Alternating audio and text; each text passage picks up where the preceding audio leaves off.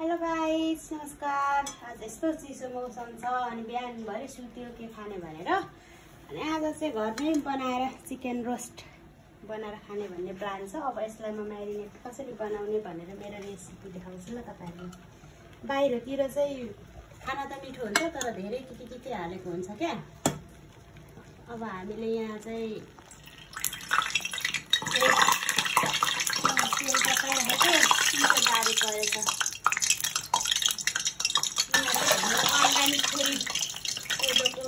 Ready हुँदैछ। यहाँ चाहिँ अब हामी पहिले कोदोको खायो त्यो चिल्लो हुन्छ नि त, त्यो भएर चाहिँ यहाँ हामीले अब खान्छौँ।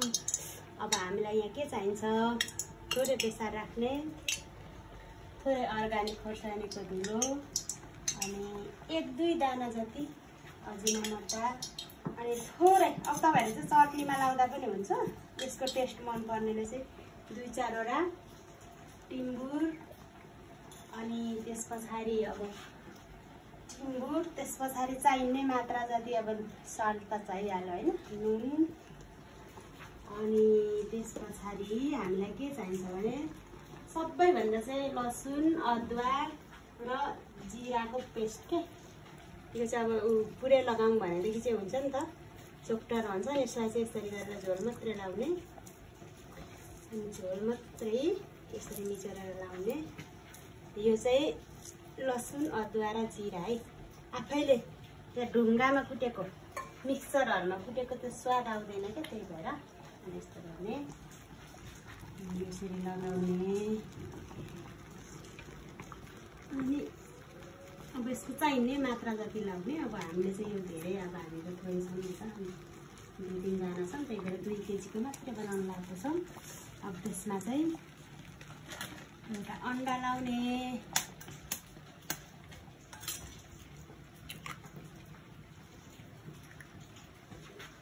धुलो अन्डा भइसकेपछि अब हामीले यहाँ तताएको तेल चाहिँ यहाँ 1 डाल लाउने।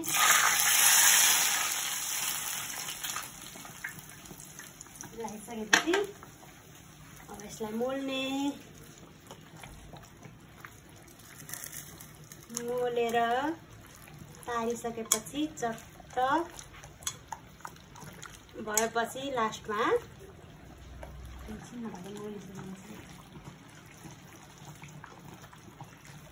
यसलाई चाहिँ म्यारिनेट गरेर हामी 5-10 मिनट राख्छौँ अनि त्यस पछाडि चाहिँ रोस्ट गर्छौँ।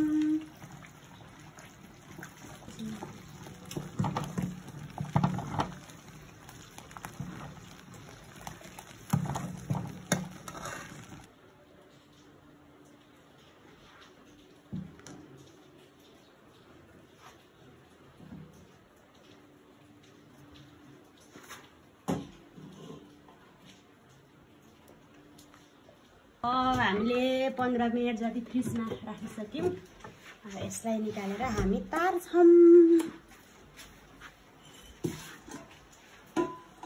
एकचोटि तार्छौँ अनि यो बेसानको पिठोको मद्दतले हामी क्रन्ची बनाउँछौँ।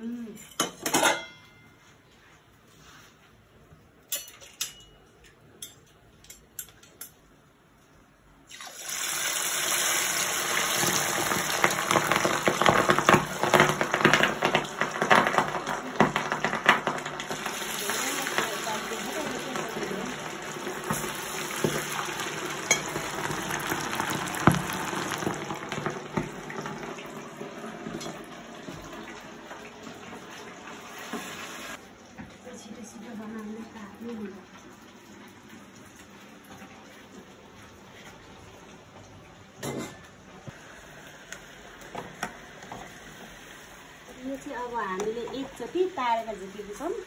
हेर्नु त कस्तो छ, यसरी रातो बनाउने, फेरि लाउनुपर्छ, नत्र भित्र मासु मजाले पाक्दैन नि त, मजाले पकाउनु पर्छ। एकचोटि तारेर झुक्ने अनि त्यस पछाडि फेरि एकचोटि तारेपछि खाने रेडी हुन्छ। अचारको लागि चाहिँ यहाँ अब टमाटर पाक्दैछ है, पुरै अर्ग्यानिक बनाएर खाने हो क्या।